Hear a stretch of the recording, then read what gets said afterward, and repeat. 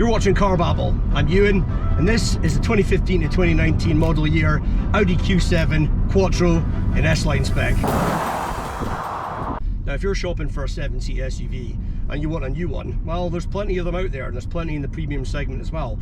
But they're not going to come cheap. So in this video, I'm going to try and make a case for this Audi Q7 as a used buy, and why this might present better value than a new 7-seater in today's money. So if that interests you, buckle up, don't forget to like and subscribe, and let's get into it.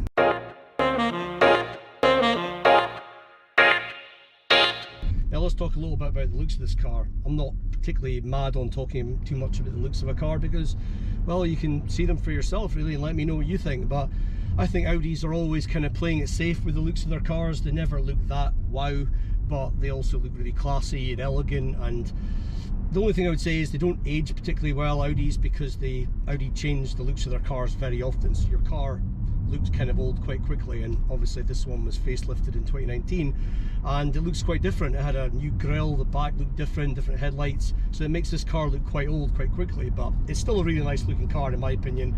Let me know what you think though. I mean, the front end LED lights look really nice. This metallic silver looks really nice and classy. It's just a big SUV, you know, it's a really chunky SUV. It's like 5 meters long and it's pretty wide, so great car for a family of 5 and maybe even a bigger family. So with this model car, the options were pretty simple really. You got two 3-litre 6-cylinder V6 diesel engines with permanent Quattro all-wheel drive, one producing 215 horsepower and 500 Nm of torque, 0-60 in 7.4 seconds, or this bad boy which has 600 Nm of torque and 268 horsepower and 0-60 in 6.5 seconds. And yeah, having not driven another one, I'm gonna say this is the one you should go for. But yeah, power delivery is excellent. However, when you put your foot down, even in dynamic mode, there's a bit of a lag there before it really kicks in the power. But when it does, you know, it's really pushing you in the back of your seat. It's really lovely and torquey, and yeah, all the power you'll ever need, no matter how much stuff you have in this car with your 7 seats. And if you had some bikes on the back, wouldn't really matter. You will still have all the power you need to get past somebody really quickly, and that really matters.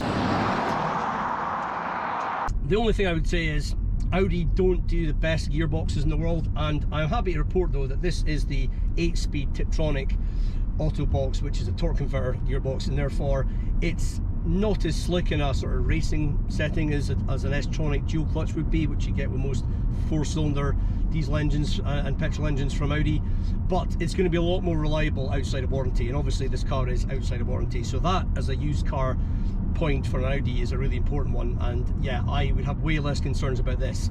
I might be a bit more concerned though about the adaptive air suspension which this car has. It's absolutely fantastic and you really notice it in the bends, apart from the fact that it goes over bumps beautifully, and you can even lower it down when you're getting stuff in your boot and everything. It's just fabulous, but it's really good for ironing out the bumps. However, when you're cornering such a big car like this, you'd expect to roll about a bit, and it just doesn't. It stays really flat in the bends because the dampers are constantly varying themselves to make sure that it keeps the car flat. Really great technology, but also not particularly reliable. So that's something that if you're buying this car, you might want to stick a couple of grand aside for a rainy day, because the chances are at some point that's going to go. Steering's not amazing. It's a little bit light and not particularly feelsome, but yeah, when you go around a corner, that adaptive variable suspension, keeping the body flat, it just feels really agile, and the grip from the Quattro all-wheel drive, it's just so competent. I'm really quite impressed with how it handles for such a big car.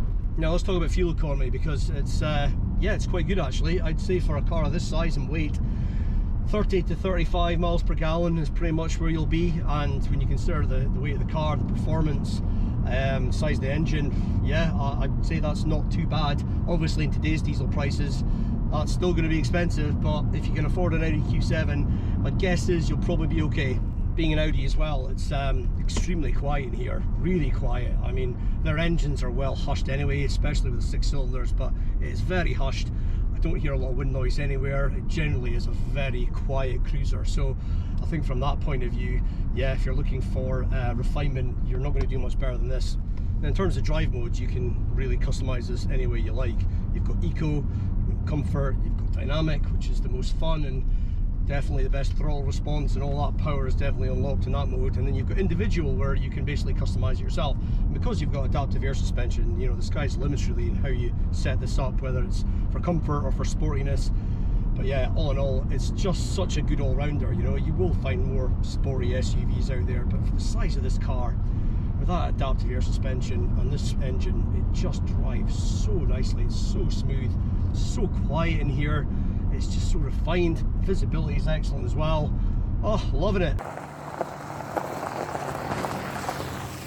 Now this car's got a real party piece, that it's got ISOFIX on all passenger seats. So that's 6 sets of ISOFIX. Now, I can't imagine there's too many families that are unlucky enough to have like 2 sets of twins and another kid or whatever that are under 5 and need ISOFIX. But the fact is, with having that many ISOFIX, you have the option of where people sit that have the ISOFIX. And sometimes you want your kid to sit up front of you that has ISOFIX, and so that's covered.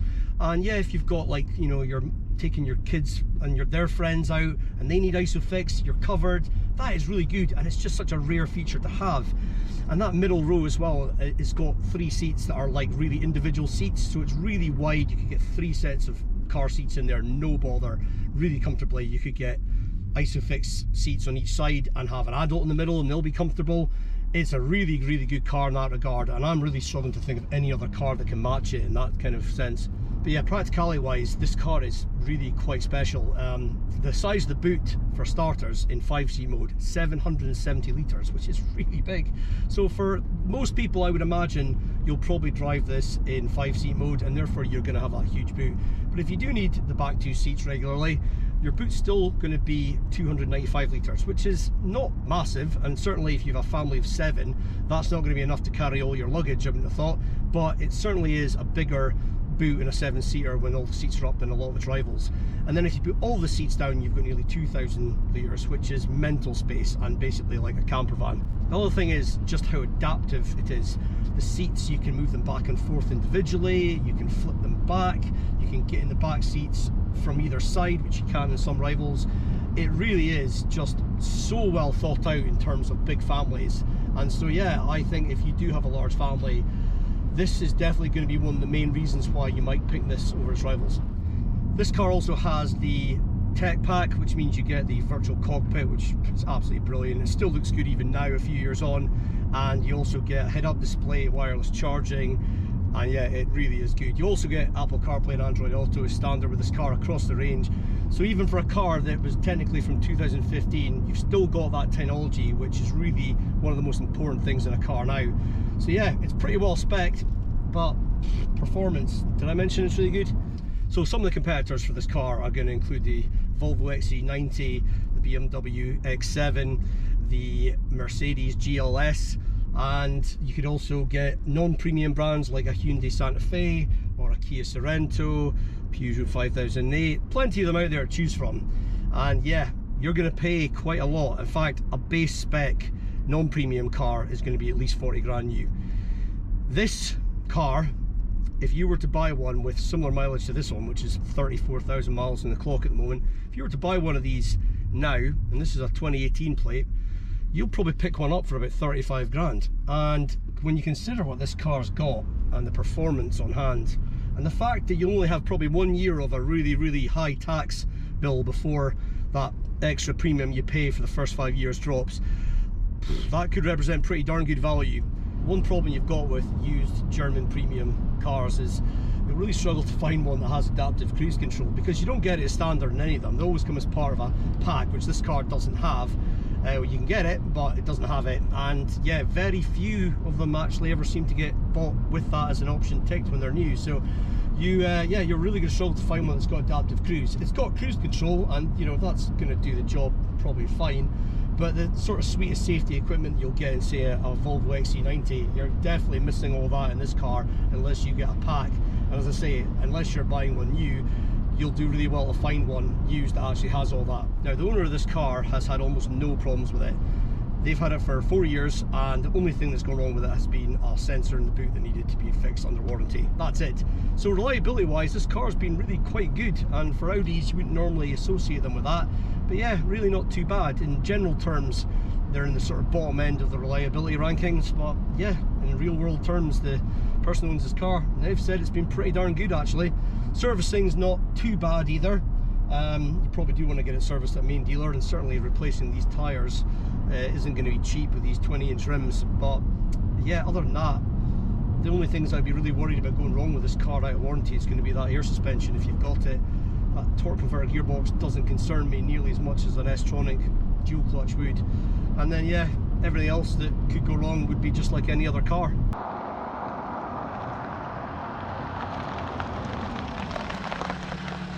Now let's talk a little bit about the interior of this car, because it's also really nice. It's extremely well built in here.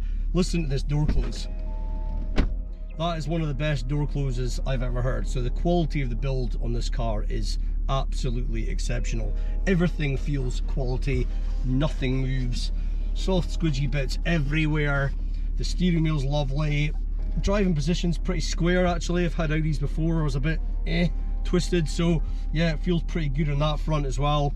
It is just really nice. In the S-Line you get these Alcantara seats, and yeah, they've got a 4-way lumbar support, electric adjustment and thigh extensions, and they're really comfortable as well, and you're not going to sweat really bad in the summer as well, so that's good.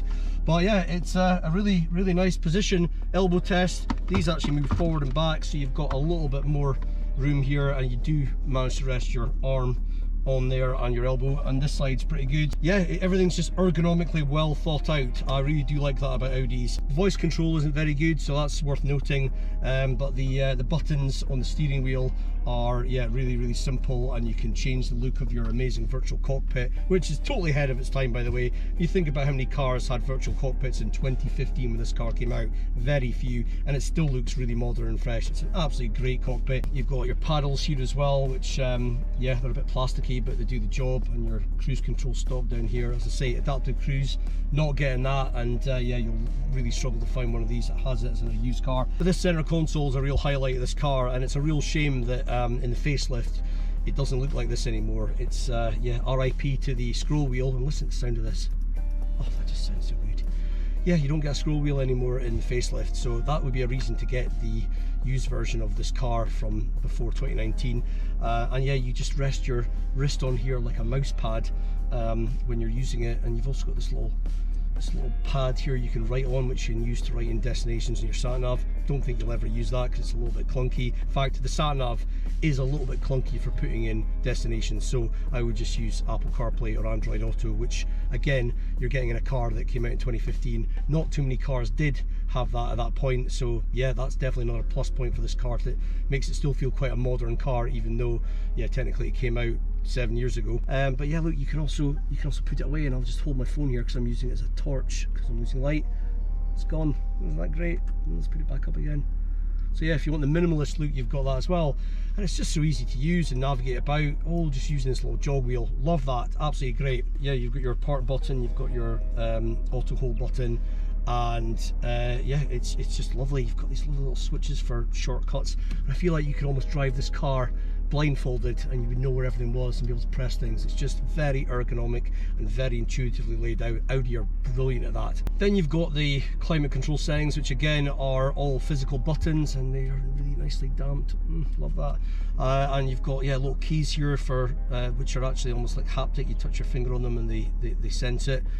It's just very simple laid out. It's great. It looks good in the dark as well. Lots of buttons, but not too many that you look like you're confused, and they're just at the right place as well. I just think this whole center console is fantastic, and it's a real shame that this no longer exists in Audis of today. Storage is a bit mixed. This center armrest is a fair gun workout to lift that up, but it's not deep at all in there actually. It's got a couple of USBs and an aux port, but it's basically a wireless charging tray for a fairly small phone, and a coin tray. Get your phone there as well if you want, and there's a bit for your keys, but you can also put your keys in this little slot in here in between the cup holders, which is great, except for the fact that if you've got other keys on your keyring, which a lot of people do, they then flop into either of the cup holders, so that kind of maybe defeats the purpose. And the cup holders themselves are not very deep, and yeah, they don't hold a very wide bottle. Thankfully the door bins are very wide, so you'll get a really big bottle in there, and they're not felt lined, but they do have a kind of rubbery bit on the bottom, so that should help things not roll about too much. You've got a little bit up here with some more space, and where you can put like there's a 12-volt socket there, and you can put coins and stuff in there. And then you've got a glove box, which is reasonable size.